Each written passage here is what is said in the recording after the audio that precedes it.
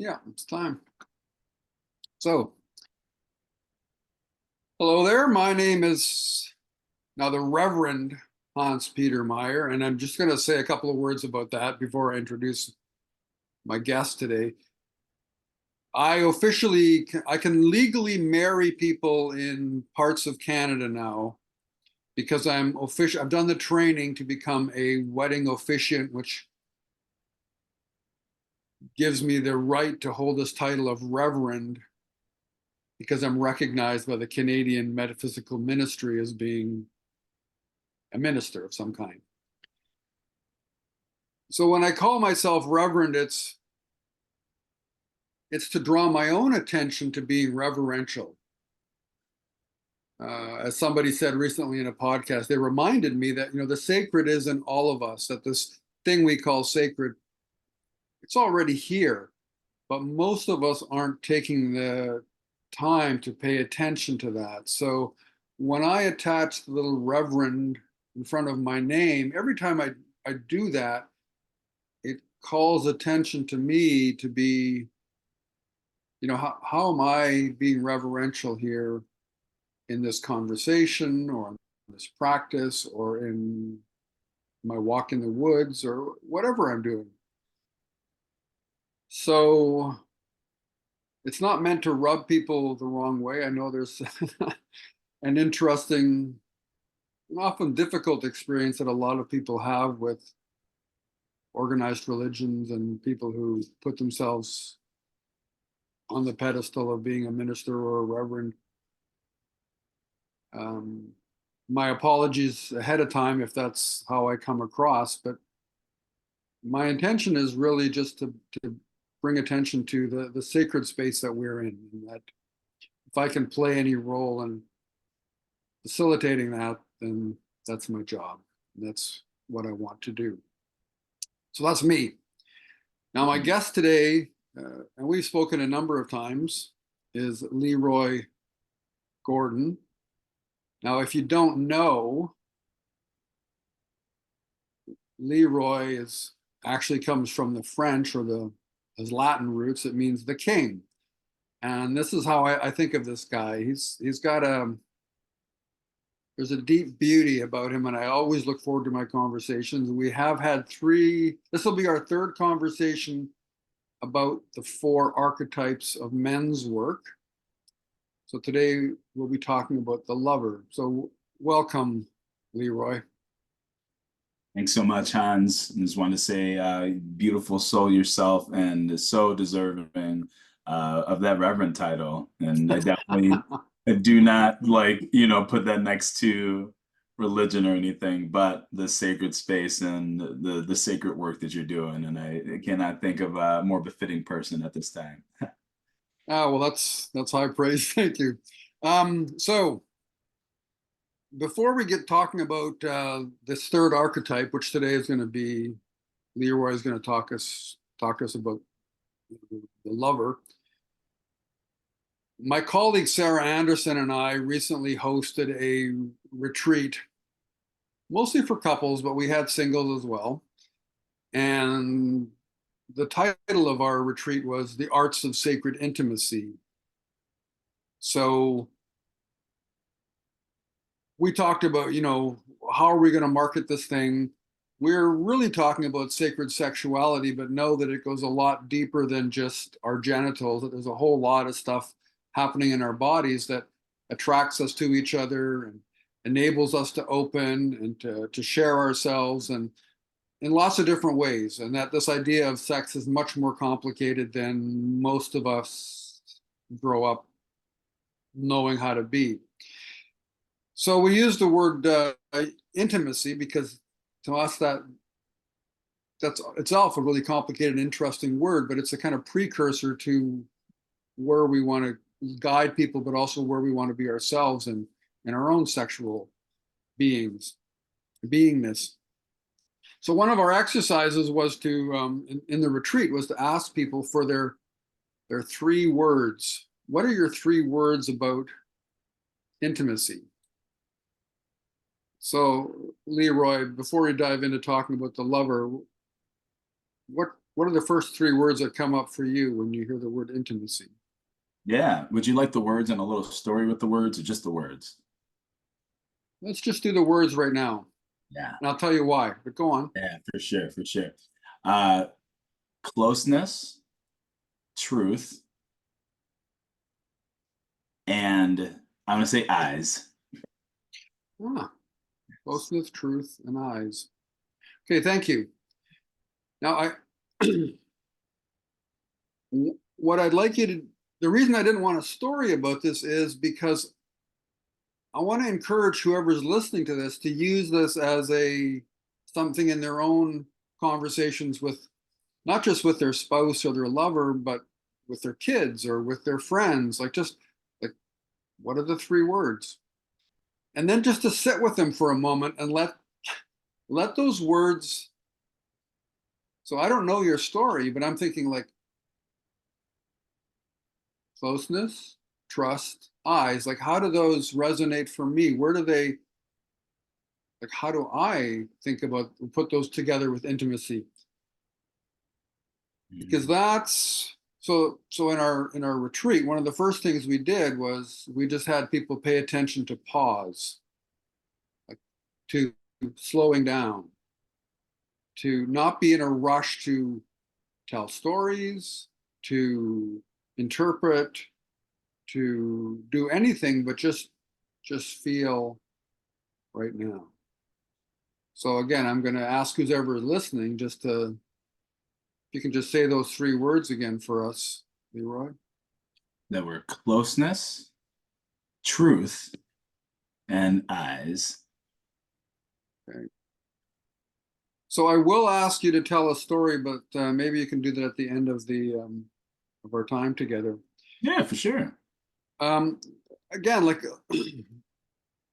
we move to our heads really quick. I do, and I observe that with other people.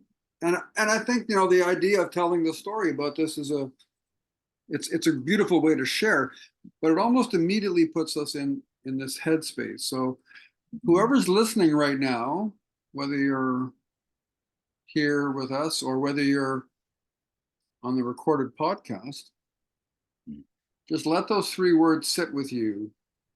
And if you are listening, I'd love for you to message me somehow your own three words.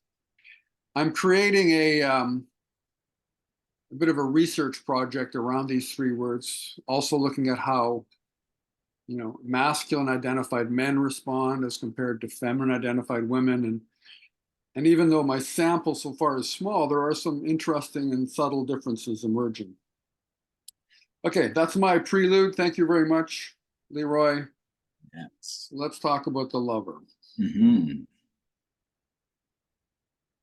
Shall I? Please. Yeah, the lover archetype. So when I think about the lover archetype, I'm not just thinking about romantic love or even familial love, but this part of ourselves that loves life and all of the colors that are a part of life, all of the flavors part of life, the spices, the sounds, just that part of us that wants to experience all those things. And knowing that that experiencing of life is just as important as anything else that any archetypes want you to be participating in. And when I think about that, I thinking about, yes, being with a woman, enjoying the pleasure of spending time with her, being in love, of sex, but also listening to music, also eating good food, also dancing, also creating art, finding time to nurture that side of yourself. I think is a good kind of starting point for understanding the lover archetype. But what do you think about when you think about that archetype? Well, I mean, you're my portal into the archetypes. Yeah. um, I love how you described this. It makes me think of so I've done a number of intensive with John Wineland, most of them online, but one weekend for our lunch break, he gave us men the task of just sitting somewhere, not meditating with, and having no screens, no books, no pencils, pens, whatever, just sitting and noticing for an hour. So basically he said this was a practice for us to be in this awareness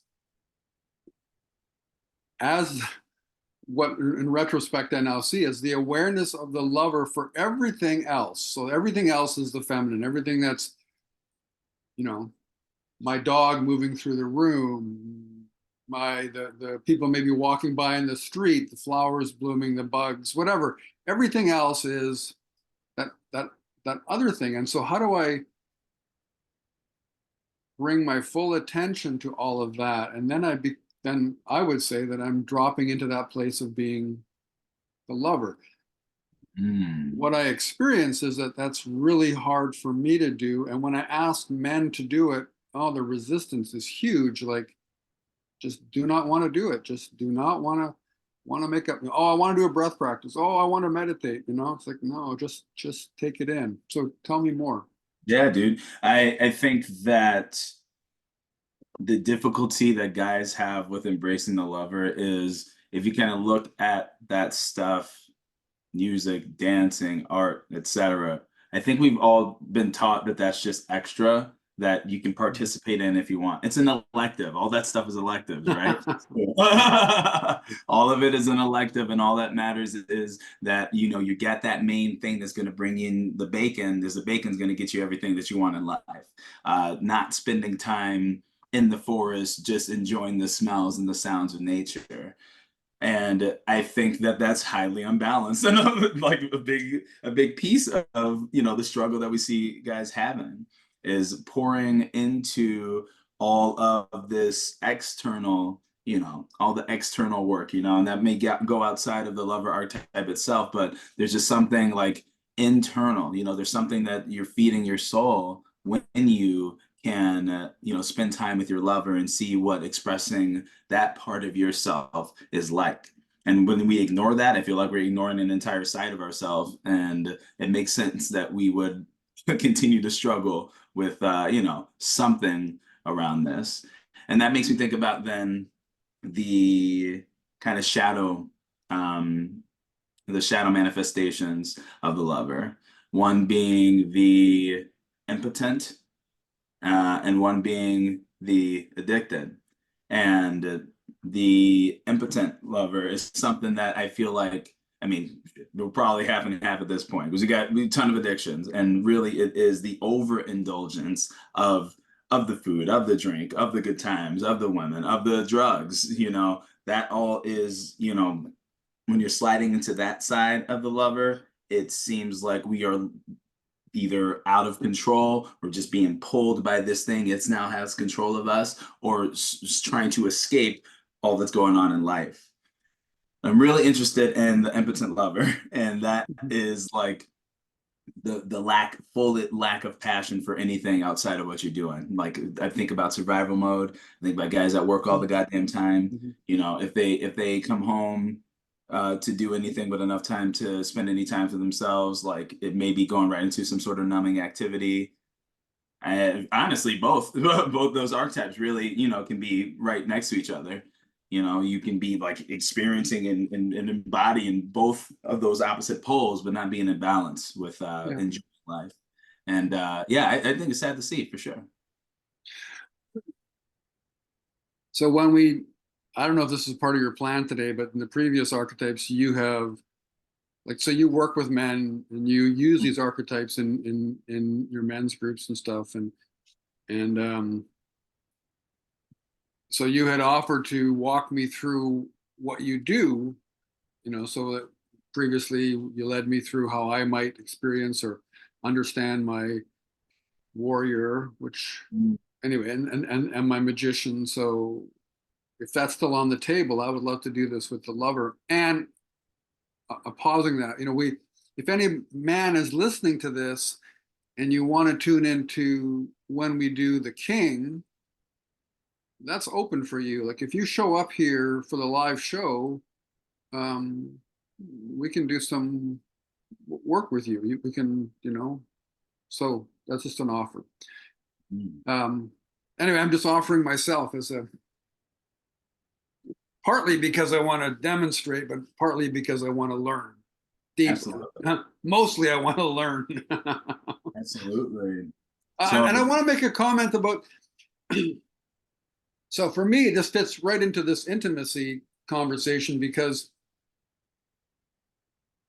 now that I'm thinking about what you've just said and my own experiences with both addictive behavior, but also that impetuosity that happens when I'm in that addictive place. And my addiction typically was around work. And then there were subsidiary addictions related to that. But it was like I would not allow myself to be vulnerable. There was no place for intimacy. And the women I was with, and I didn't understand this, the women I was with were just, they would withdraw because I was untrustworthy.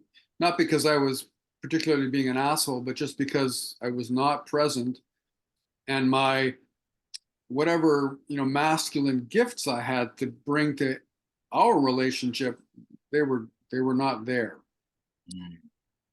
Now, I had a conversation with a guy I call my wise friend. He's a few years older than me and has had many more experiences and has lots of interesting teachings and trainings. And he talked about, so he's in a part of his physical life, and because he's had heart issues and because he's had prostate issues and stuff, he hasn't had penetrative sex with his wife for a number of years. And he feels this as some kind of relief in some ways, because when he was a younger man, he felt so controlled by his sexual desire.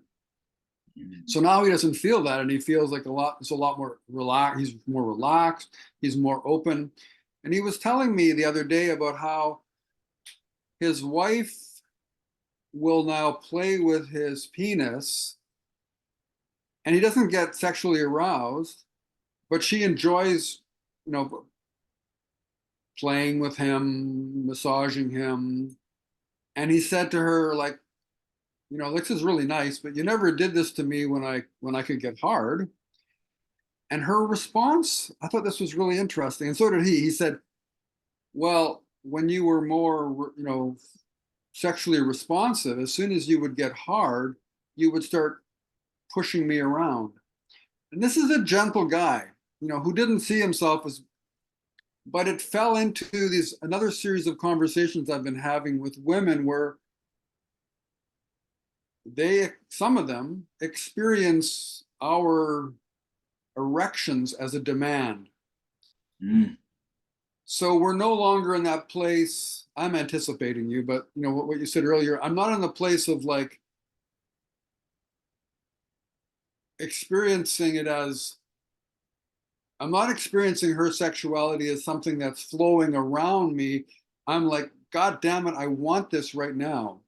And she feels that, even if I'm not being particularly pushy or demanding, but she feels that my lack of just being able to sit there with my own sexual readiness and just letting hers open in her own time, in her own way.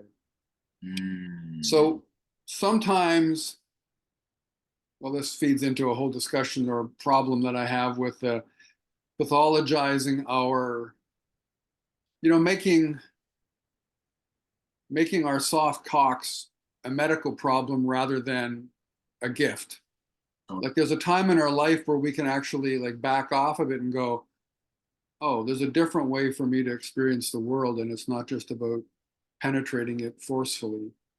And the same with this, they're now pathologizing what they're calling male menopause. It's like, Jesus, we go through different times of our lives. We're supposed to bring different things to those parts of our lives. We're not supposed to always be like 17 years old. Yeah. Totally. Okay, I've said a lot. Sorry. Yeah. No, you did definitely stole some from us, but it's okay. We're gonna go run through it. So I'm mostly gonna just ask you just like how these things show up in your life.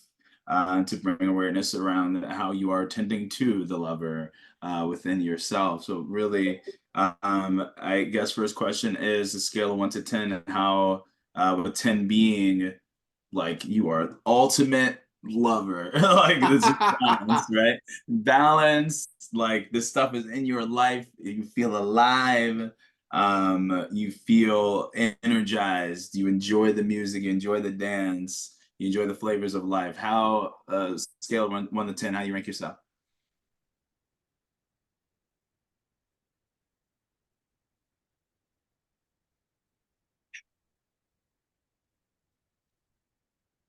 If you would have asked me that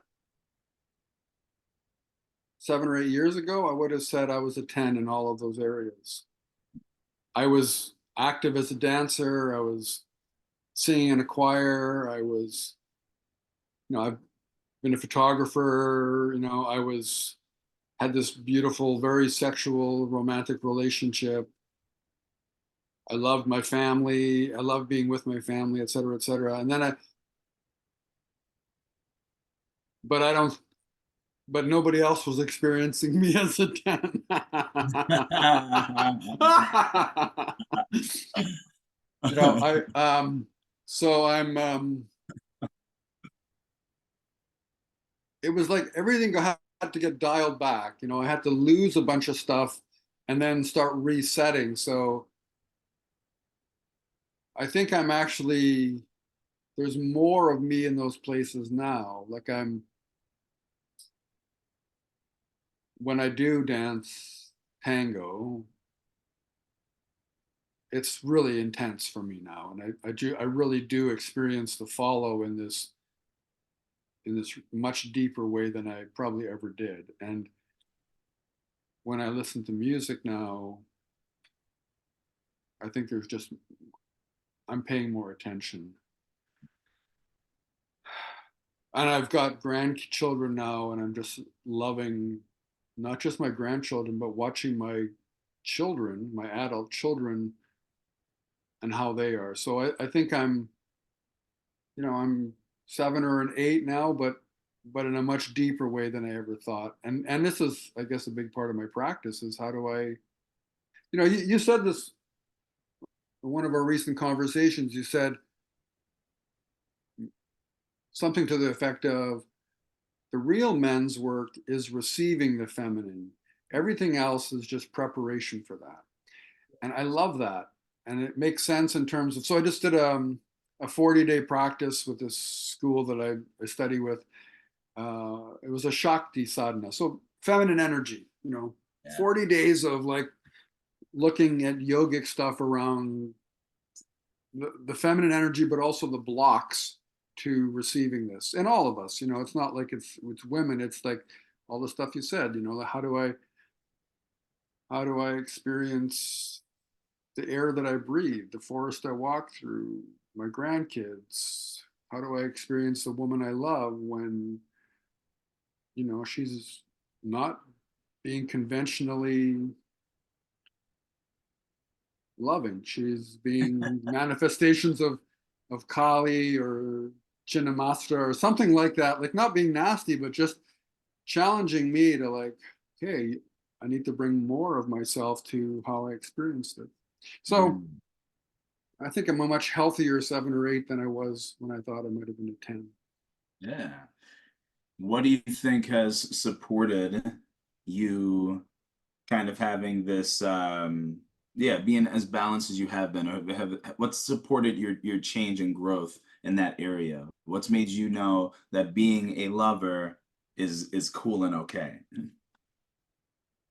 Well, I think I knew that the things that I thought were being a lover were cool and okay. I mean, I've always been attracted to that side. I think that's always been a side of me that I've liked and that I've valued.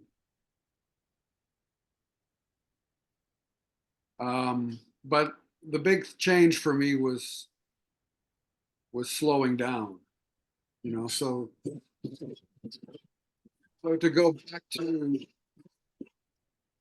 excuse me, to go back to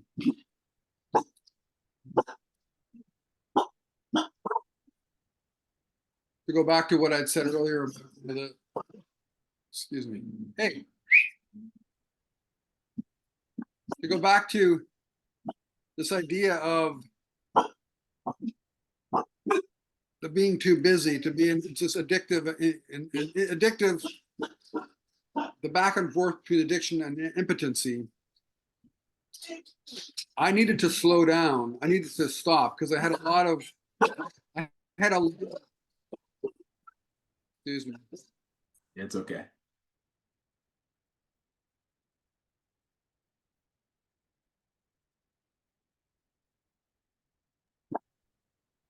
I have somebody who's come to do something, but it's just the timing's bad. So sorry about that. And my dogs are, of course, all excited because there's something. Yeah. So I needed to, like, basically, I needed to, I needed,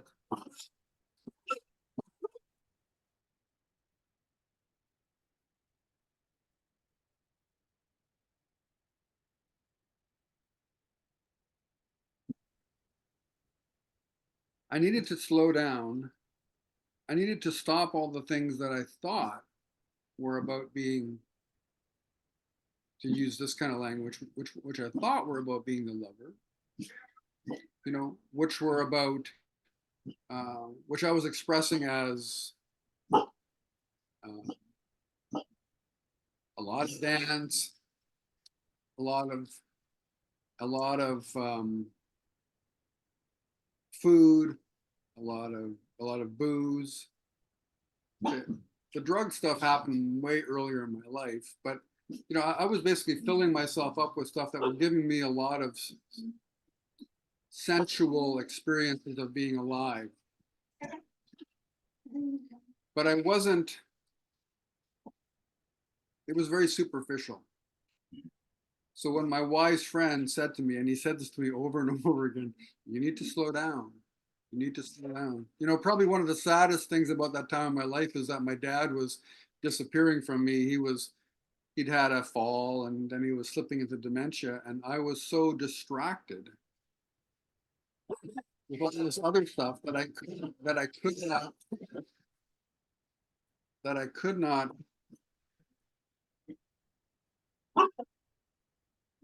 I couldn't experience what he was, like that. My dad was in a really sensitive and beautiful place, but I was not there. And so my wise friend said to me, like I said, he'd said to me a number of times, and he had said to me particularly vis-a-vis this relationship I was in, that I needed to slow down or I was going to lose that. And I did lose that. And then I started to lose other things. And this is a pattern that I see with a lot of men, especially when we get to, our early middle age starts to show up. People, particularly our wives, our kids, just can't connect with us. We don't know what's going on. I know for me, it was this heroic activity of providing a livelihood for my family and growing a business, things like that. That's all good stuff, except that I'd lost touch with what was really important, but I didn't realize how important it was until it was gone. So I took my wise friend's words to heart finally as things were beginning to fall apart, and I did a guided meditation with him. And that was, 5.5, 6 years ago. And that's when I started to find my way out of a particularly unlovely place, an unlovely relationship with the world. I at that point there was no lover left in me. I was not enjoying anything. I actually stopped. I used to host dinner parties and I used to love cooking. I stopped cooking. I mean, I just all of a sudden was like, I just made the simplest food because I couldn't taste it and I had no passion around it. So that was my particular almost crash that time. So you asked me what made the difference. Well, it was slowing down and then meditating. I needed to actually have a meditation practice to to start resetting myself. Mm. And it took a while. Like I went through about a year of just pretty intensive meditation and yogic practice, and then starting to do a yoga teacher training myself. Yeah. Yeah, pull one out. um, you've mentioned like the ways you've kind of experienced the either impotent lover or addicted lover. What, like back when you were kind of like on that path or closer to that stuff, what do you think kind of pushed you in the direction of engaging in more numbing kind of activities? And then I guess it makes sense how you got to the more numb feel after you had lost things. But what do you think kind of pushed you in the direction of those more numbing activities that the addicted lover often is, playing around with?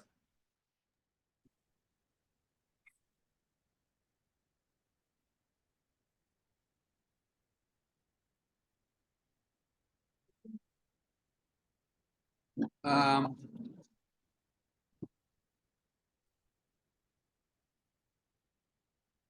I'm sorry, I've been quite distracted by this You guy who will not will not just kind of take the hint. know? Um, what led me into those practices or those ways of being? Yeah, the ways of being. You know,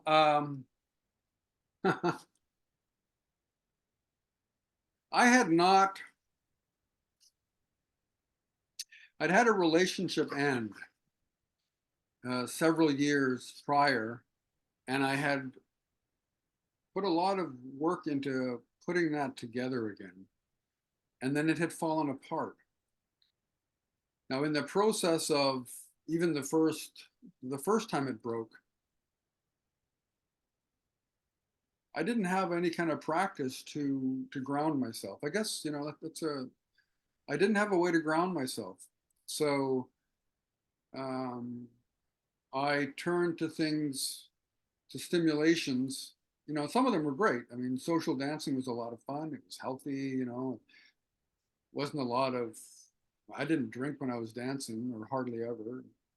But I was also then quite involved in a food and drink kind of culture, so I was doing a lot of excessive eating and drinking, Yeah. Mhm. and that was all part of a kind of numbing to the fact that I wasn't grounded, and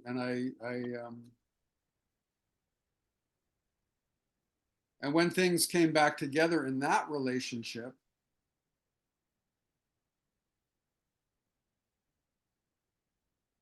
I don't think I was fully able to receive her, and certainly when, and there were other factors in that, and then when that ended again, I really closed myself off. And I didn't realize how much I'd closed myself off until, you know, until a few years later when I was doing meditation and trying to recover from the kind of mess I'd made of my life, when I realized that I had shut myself down so that I wasn't really able to experience what was given to me. So when this woman, the woman I love, when she showed up in my life and offered me a lot of openness and a lot of tenderness, all of which felt good, but I was still protecting a part of myself, um, and some of that was, still numbing out with a fair amount of alcohol and work. Work was the big one, and that was kind of a righteous. This is our righteous addiction. Oh, I'm working. I'm doing good stuff, and all the kind of work that I've done in my life has always been good stuff.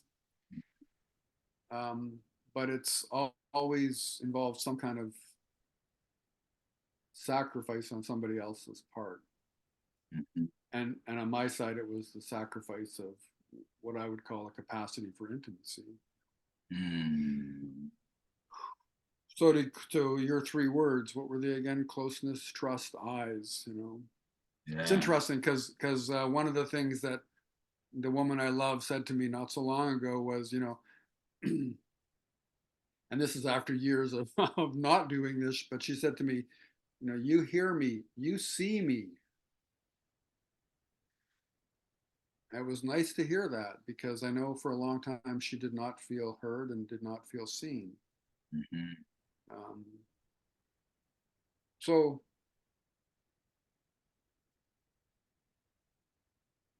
an untended broken heart. I mean, it's one of my teachers talks about the skill of the broken heart. You know, like I think we actually need to have heartbreak to to, to be alive to each other. Like we need to be open to this experience of, oh, this really fucking hurts to be this vulnerable.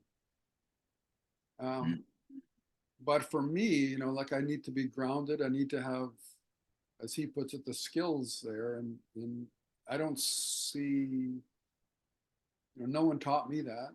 Um, Meditation certainly was a big part of learning how to do that, and it's something that I, when I work with men, it's a big focus. You know, it's like don't run away from your broken heart. Like let let that hurt in. Like let it open you up, and Mhm.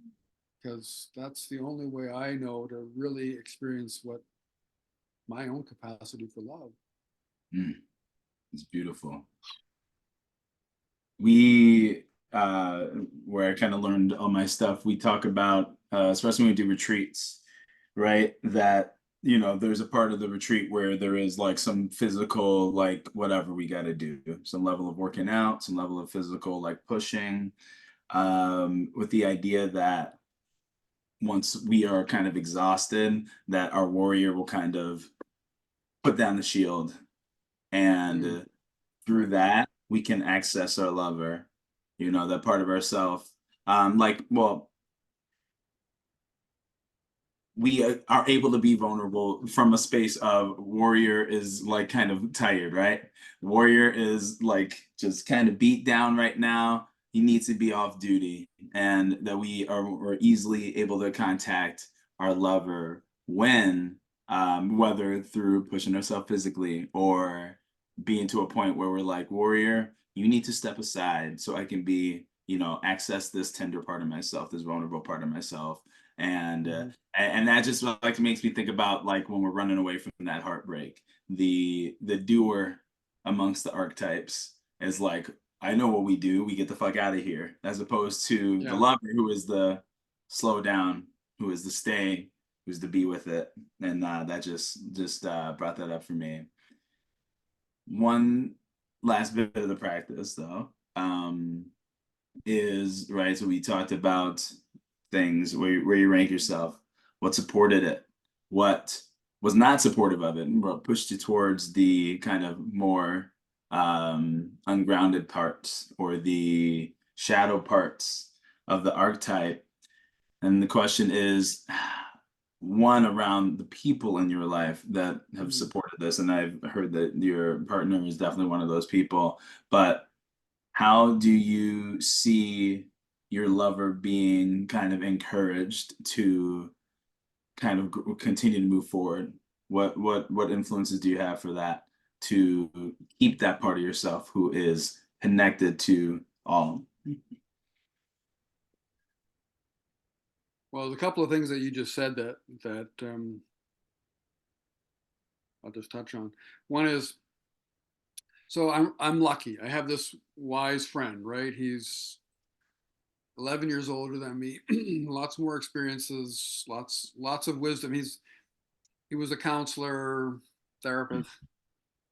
He's also, you know, studies yoga, blah blah blah. Like there's a lot of depth there for me to benefit from.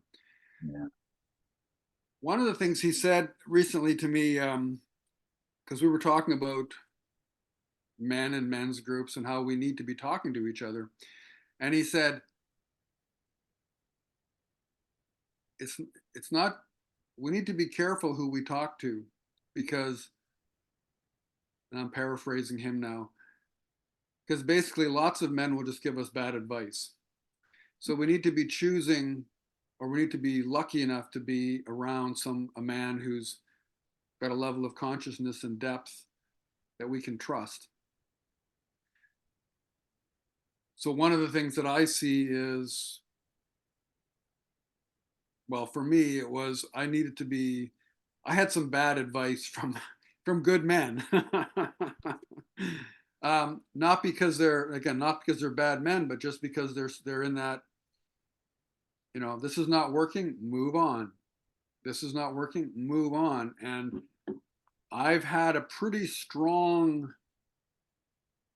instinctive resistance to that probably all my life. Mhm. Uh, but still, I fall prey to that kind of advice because I'm also looking for comfort or release from difficulty. So,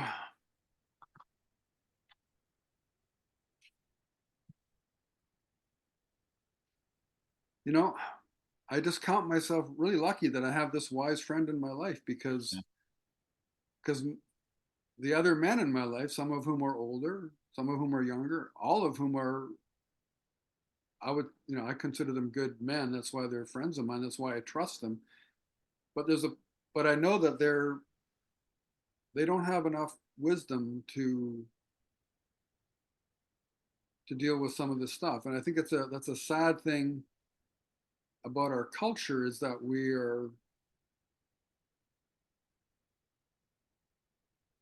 there's so few of us who are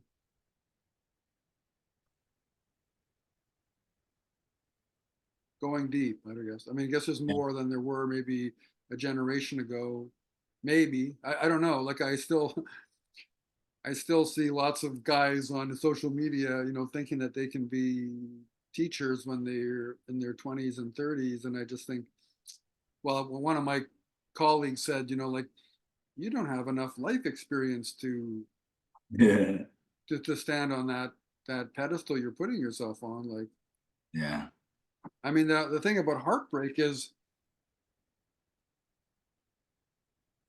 like, I was in my late 50s before, and had gone through several heartbreaks before I kind of figured out that this was a gift and that I Yeah. needed to sit with it, and Absolutely.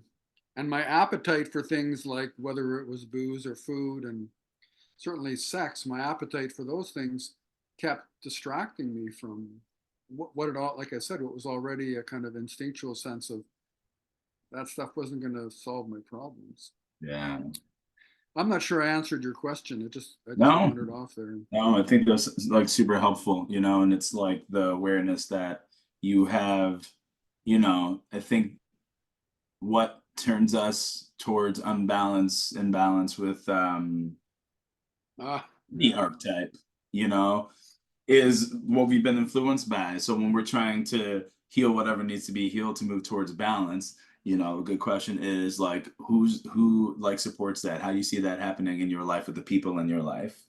The last question would be then how do you support, nurture and grow your lover just by being your lover? How do you what time is dedicated to that? I know tango is probably a piece of that. What else do you have? Mhm. Well, okay, so I mean, tango's kind of a sore spot because there's we don't have a tango community here anymore. So for me to Mhm. dance, I have to go somewhere else. Got it. So, whenever I go to Vancouver, which is where some of my kids live, they know they know that I'm not just there to visit them, I'm there to dance tango. um, and interestingly, one of my son-in-laws is quite interested in hearing my tango tales. I keep threatening to drag him along sometime, but um, so teaching. So teaching for me is that's an interesting thing. How to think of teaching as being a lover. A big one, Leroy, is just spending time with my dogs in the woods. That's huge. Mm, Um, wow. Watching my garden right now. I've just moved so I could plug in my machine. I'm looking out at my garden, and it's wintertime here, and things are pretty dormant, but there's still birds. There's still stuff happening out there. That's a real really important place of nourishment for me. Yeah. Another is I get to work with. I have a lot of women colleagues, and I just find working with them is really interesting. Like they don't they don't work like men, you know, and I get to watch myself kind of react to that, like in the timing of things or this scheduling or blah blah, and instead of making that a problem, I just go, oh, there's some kind of unfolding here, and what would happen if I just watched it open. Another big thing for me right now is watching my granddaughters. So they're pretty young, but immediately I'm in this like, oh, this is the kind of energy that is like super nourishing. Yeah. And how can I hold a safe space so that these little girls can be like all of their girlness, all of their little childness, um, and then all of that just comes back to me, right? It's just like amplified. It's like plugging myself into a battery. Mm. The other thing is my relationship with the woman I love, who lives across the country from me, who acknowledges that we're in a relationship, but it's a very strange relationship, Yeah. or it's strange in terms of what I would have considered a relationship a few years ago. Mm. And I get to practice again, watching and listening and allowing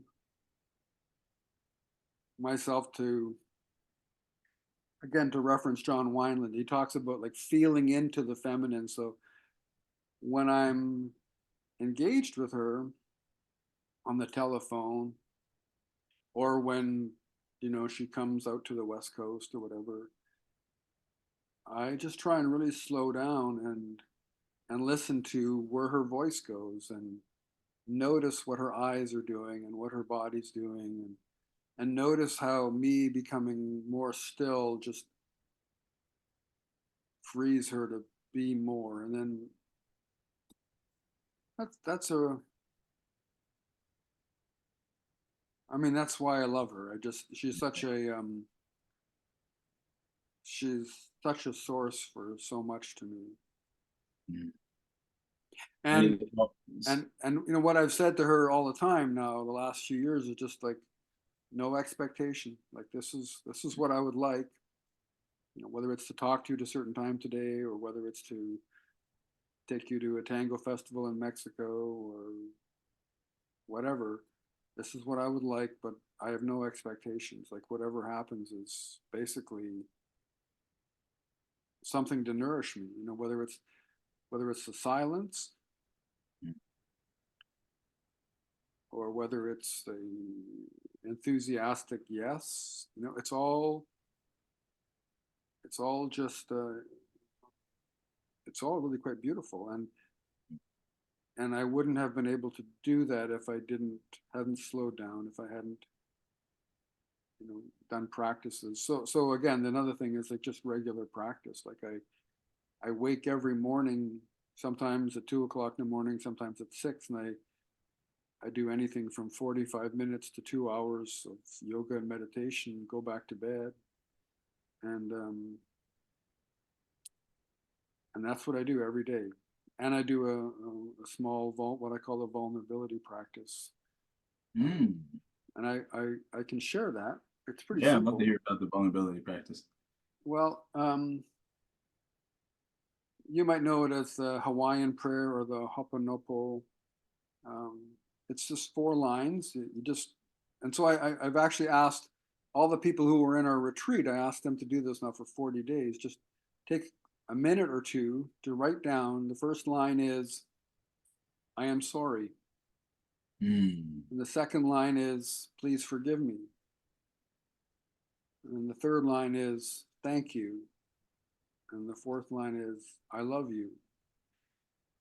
And when I'm teaching this, I just ask people to start by putting themselves in there. Like there's some kind of regret that I have about things that I've done. So the first place I start was like, I'm sorry, Hans, or I'm sorry, Reverend Hans. I'm sorry, or please forgive me. Thank you. I love you. And if there's somebody in my life, so a lot of this is directed towards the woman I love, but I also get to practice this with other people. So the other day I was out walking with a friend, and really, like I have no significant regrets or anything like that with this person. And then I realized, no, there was something that I knew was really important to this person, and I hadn't been able to show up. And my reasons for that were good, but I still felt sad about that, and I imagined that they felt sad about it too. So we were on this walk, and I was explaining these 4 lines, and so I just took the opportunity and I just faced them and I said, I'm sorry, so and so, for this thing that I failed to do, and please forgive me. Now, my experience is that just saying I'm sorry is sometimes pretty hard, but to ask for forgiveness, oh fuck, like Mm. that's like, well, what does that, I have no idea what that means and what that would look like, and not, now I'm really putting myself, like I'm really making myself vulnerable to you, because now I'm asking something of you that Yeah. you may not want to give. Yeah. you know, and that I really have no expectations and can have no expectations that you will give it to me, because I've betrayed a trust, or I've done something that was painful for you. And then to say thank you, like so to come from this place of vulnerability and then say, like, thank you for, at the very least, just standing there and let me saying these things, and then feeling that broken open again, to go this broken heart thing, like to have this feeling of such vulnerability and being broken open, and then being able to say, like, I love you, and it vibrates in a different way than saying it just off the top of my head. Mm. So so that's a practice that I do every, well, I won't say every day, but because there's a couple of days when I've missed, but basically for the last 5.5 years, I've been doing that every morning, and it Mm. kind of clears things for me, and definitely opens me up to a place of gratitude. And I think that's how I would interpret the lover, is just, I am so fucking grateful for and in experiencing this, like I am receiving, Mm. and There's something yeah, there's something you said earlier, that lent itself to experience, around experiencing the feminine, which I already thought was like one bit that could lean in a little bit more on in the first place, because I brushed over like, yeah, sure, romantic love is there. That's like the easy part, but like experiencing the feminine, like outside of romantic love in whatever relationships, like with your granddaughters, it's beautiful. I even think of it's just children in general, especially when they're like yeah, very yeah, little. They're the feminine. You're meeting the feminine, and you've got to you're there to experience it. But what I wanted to say, especially with your partner, like you put up whatever you put out with no expectation. If it's the silence, just experiencing, if it's the enthusiastic yes, just experiencing, and the ability to let go of result, I feel is so much like part of the lover. It's not about the result. If it's about the result, then you're talking about warrior, you might be talking about magician, but as a lover, it's just about like, it's like the journey, the journey instead of the destination sort of deal. And yeah, just that experiencing piece I think is really important that you brought up. Then I guess the practice would then wrap with, you talking about the supportive practices, and then if one felt deficient in the lover, the challenge would be like, okay, well, you want to try some singing, want to try some dancing, you want to try some drumming, like what are you going to pick up now to just nurture that piece of yourself? Me personally, I drum a ton, and that's been like very, very nurturing to me. And when I fall out of the routine of it, I feel like I'm missing something. There's other ways, you know, the walks and such, being out in nature and such, been very supportive to me. But I love to, especially if it's a guy who is struggling to meet his lover, just like, all right, let's get musical, like somehow, you know, go dance, go sing. I feel like those are easy ways to do it. And of course, the walk in nature, an easy way to do it as well. What do you think about other practices you might encourage someone to do if they were struggling with a lover? Hmm. Well, the walk in nature is interesting because again, a lot of us will, and I walk with guys who are goal driven, you know. So it's not being in the woods; it's like getting to the end of the walk. Yeah, you're right. And You're right. you know, I mean, it's nice. We're in the woods and we're moving, and it's good exercise and stuff like that. But more and more, I stop, and I often stop these guys, you know, and then start talking about the trees or something. Or sometimes I'll stop and I'll say, let's do like a short breath practice here or meditation or something like that. But it's interesting, like the compulsion to move through these things rather than be in them is strong. So, you know, and I have friends who were like avid and good gardeners, but again, they garden with the same thing, you know, like, or Yeah. they might not garden for, they only garden for vegetables. They don't garden for flowers because flowers are like silly, right? Not functional. Yeah, totally. Yeah. Let go of the function. So, yeah, what kind of practices? I think if you are already going for walks and you're still feeling like you're not connected to that kind of ability to just take stuff in, it would be to practice um, walking really slow.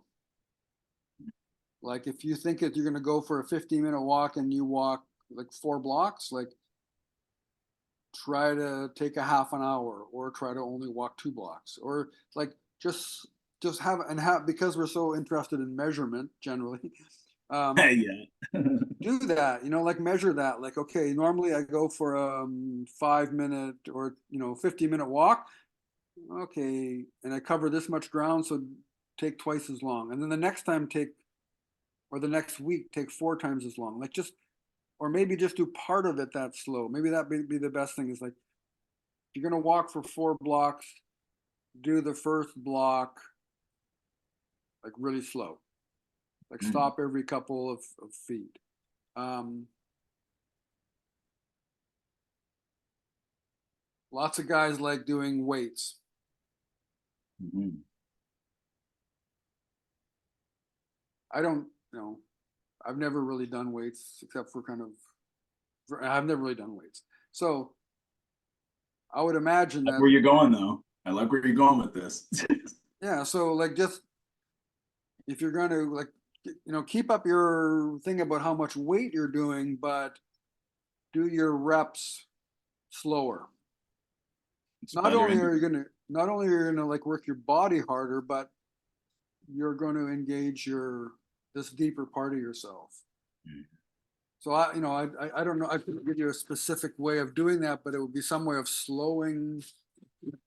Like if you go to the gym and Well, you I mean, I do, could tell you, like, do this, yeah, like, fitness trainer is my day job, right? yeah, yeah, Right? You're doing bicep curls, and you know, a lot of guys want to yeah, go as fast as possible, get it done, while the coach is screaming, "Hey, no, it's not the best way to do this." You know, if you really yeah, want to get something out of this, and to slow it down for the function, but also you're feeling more. And when you are rushing to get to the results, you are losing out.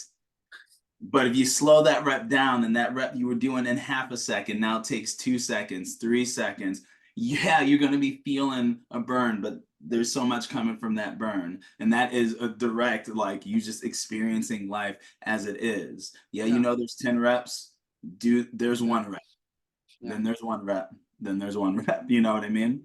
yeah, Until you get to 10. And I think that changes is everything. And we're talking about the body, but how you experience being in your body has many more like implications outside of, you know, your warrior archetype. You know, I definitely think just feeling that burn. I really like am a person, I am not like a fitness nut. I've never really like super loved being a fitness trainer, but I really love being in contact with my body, knowing what it can do. And like at this point, I've been training since I was 10 or something, like Yeah. just really growing to love the feelings inside my body. Like it really hurts sometimes. Yeah, I get sore sometimes, all the time, lots of times. But like in the experience, it's just like, oh man, just like feeling alive. Like feeling alive. And that's what the lover is. Whoops. That's what the lover is.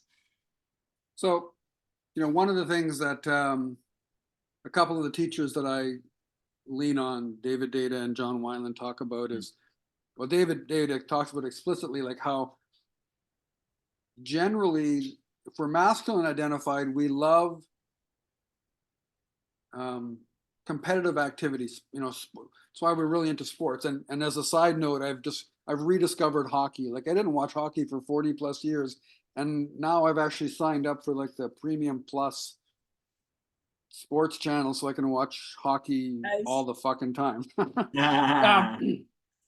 But what was interesting was I could understand his experience about the intensity of the experience, and then it's over.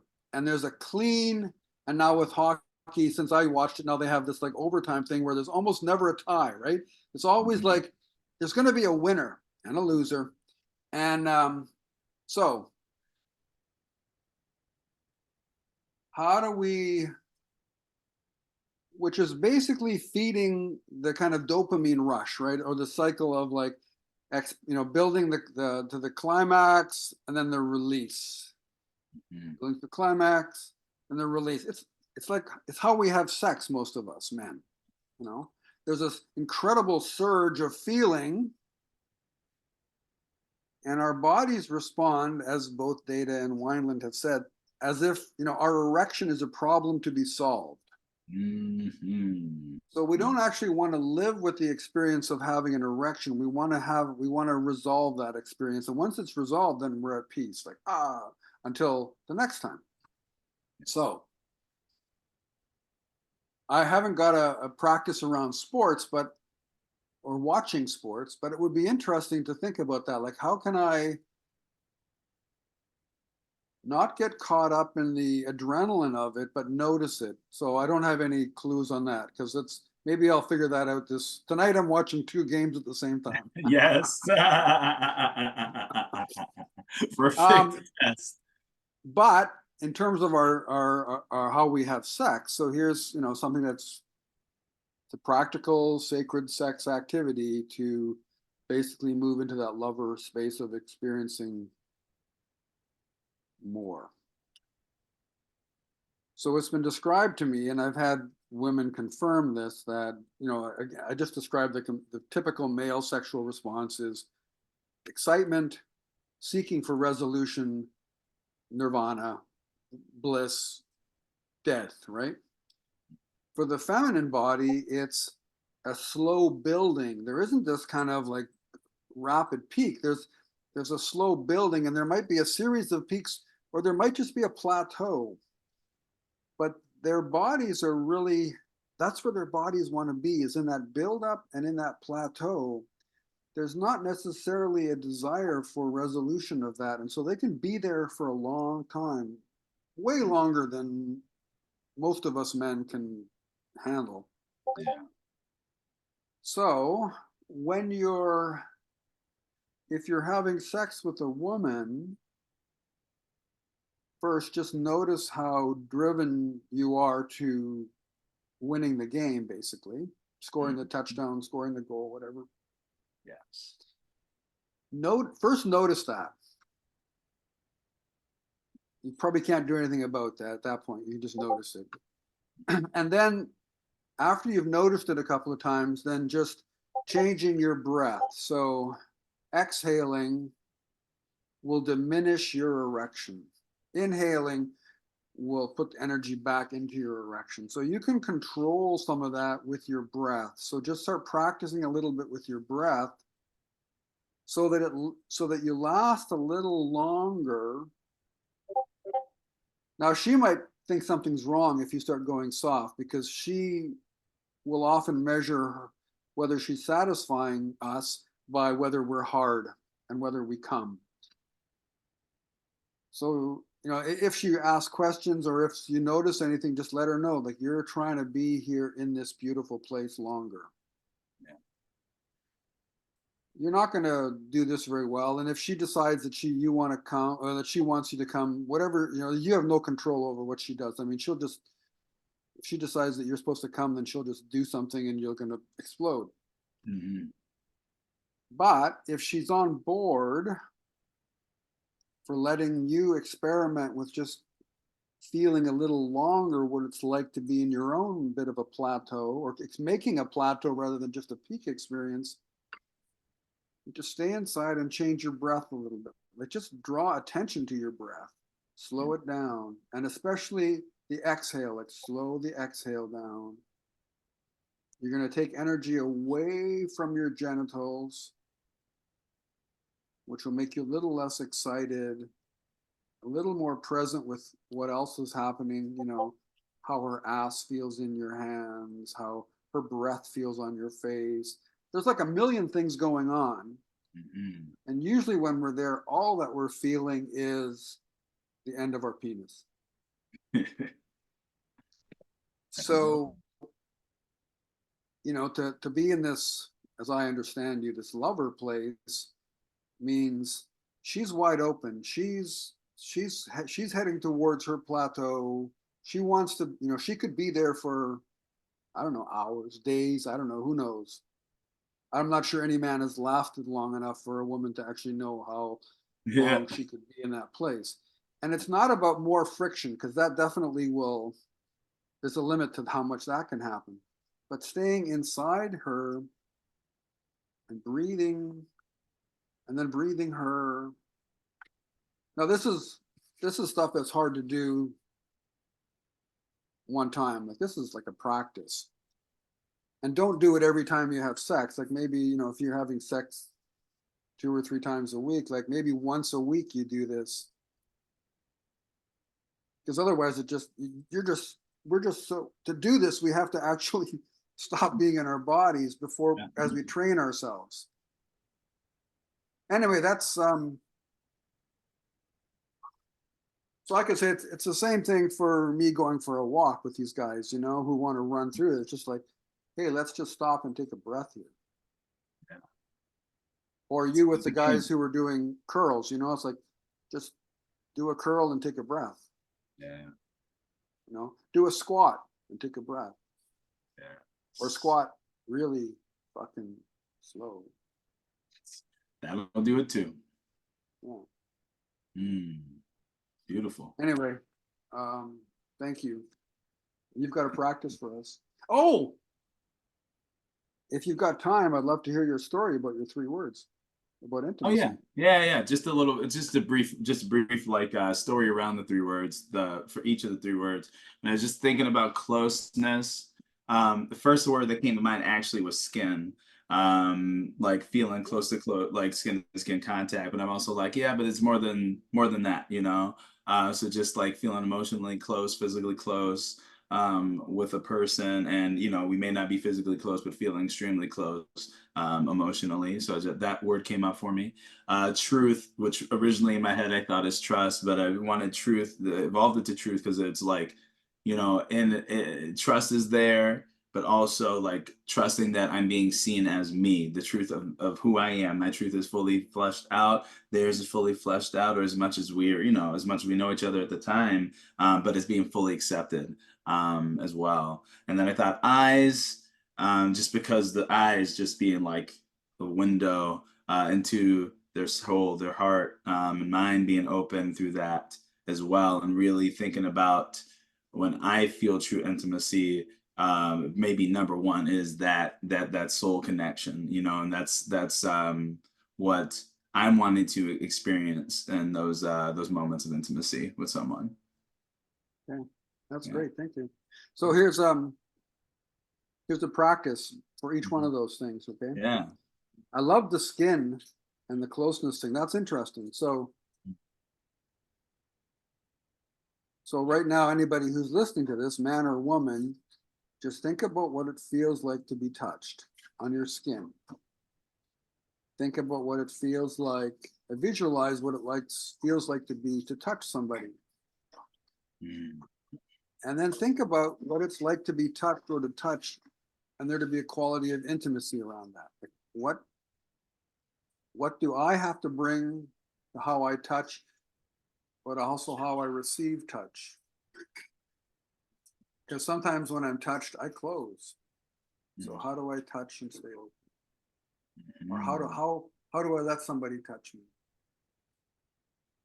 Trust. You said a lot of interesting things around that. Yeah. Now, trust is showing up all the time in these words that I ask people. Interestingly, so there's like interesting pairing. Safety is also showing up, but for women, it's trust more, and for men, it's safety more. And I think when you talked about you talked about both of those things. So however you describe trust or safety, like again, like close your eyes and just imagine being trusted. So and that means being trustworthy.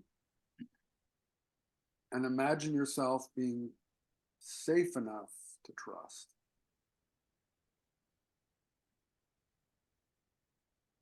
And just breathe into that feeling for like 3 deep breaths.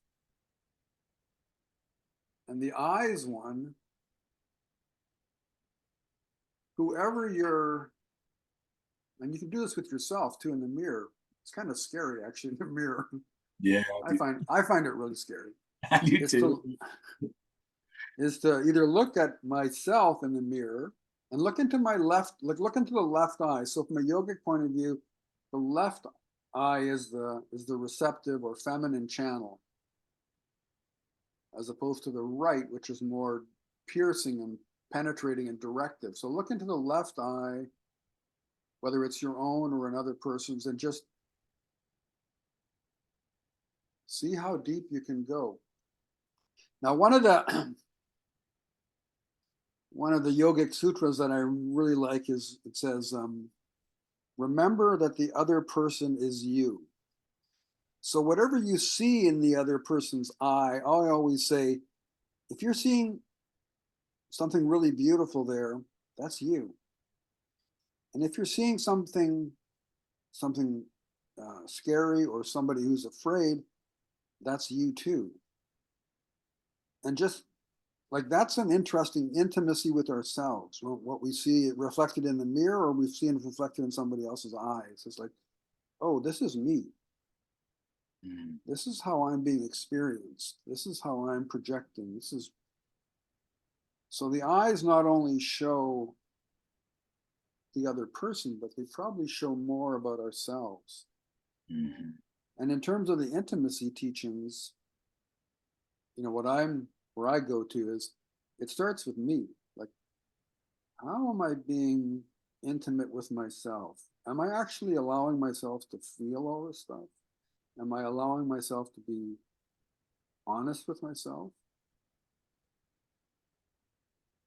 And if I am, then how can I bring that openness? And it will usually involve some kind of breaking. And it usually involves some kind of a breaking of our own love affair with the image we have of ourselves. How can I bring that broken heart to whoever is in front of me or beside me or whatever? Got it. Thank you. Beautiful, beautiful. Those are all helpful. I love them, and definitely got me some more juice with my words. So thank you. Yeah. Should we wrap up with the practice? Yeah, please. Cool. Just be a simple breathing practice that I actually just learned myself. And the man who taught it to me, another gentleman from one of my men's groups, and he said this could work as a warm up for almost any type of breath work that you might be wanting to experience. It can also be a really good way to get your lungs ready for an intense workout as well. So we'll just kind of start, and I'll give you some cues as we go through. You can just settle in, close your eyes, and relax. Just start with the normal kind of breathing pace, whatever feels natural to you. And take some deep breaths.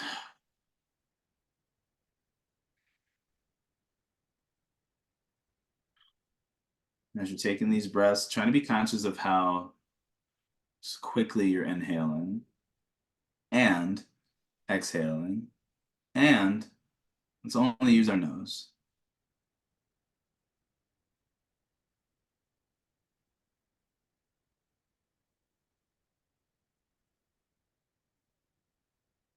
A lot of times we breathe with our mouth when we're needing larger amounts of air.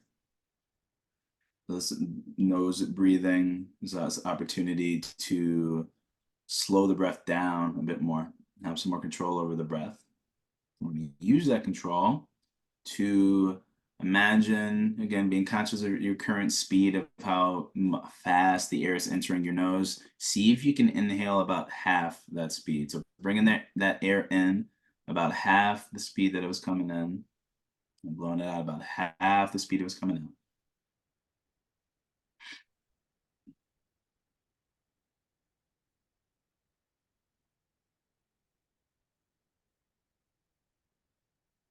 Should feel just a bit tougher.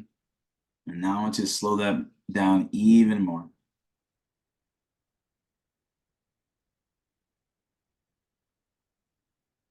So trying to get as deep as you can.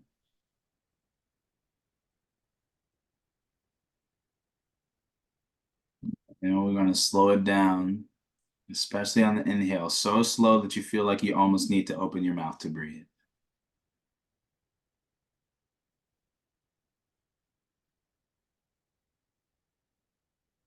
And exhaling about that same speed.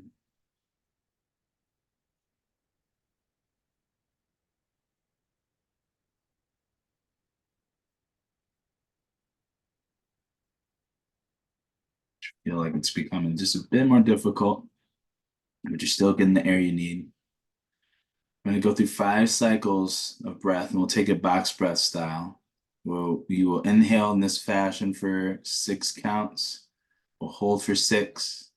We'll exhale same fashion for 6. We'll hold for 6. And again, we'll go for 5 rounds of it. We'll start. If you need to reset your breath, do so. And we'll go with an inhale in just a few seconds. And here we go. Inhale, 2, 3, 4, 5, 6. Hold. 2, 3, 4, 5, 6. Exhale.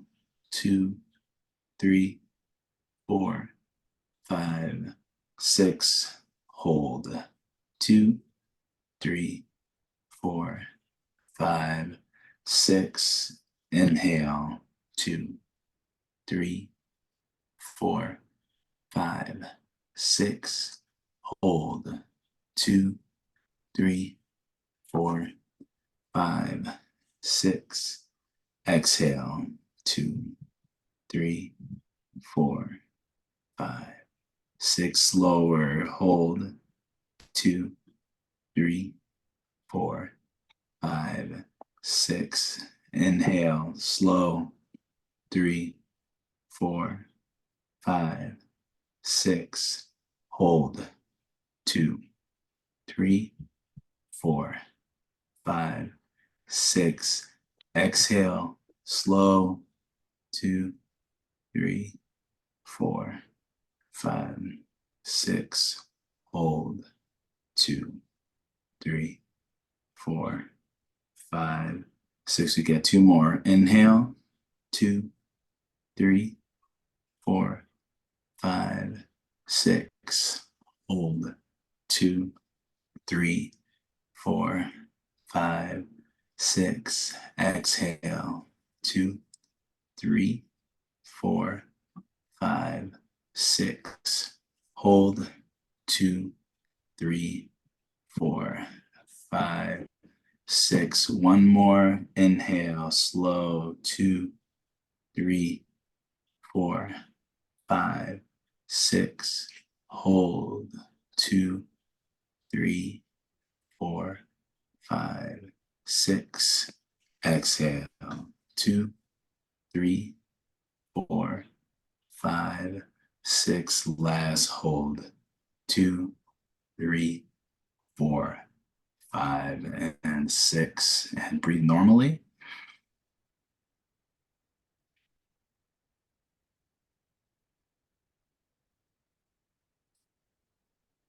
And ready? Blinking those eyes open, bringing it back. How was that one?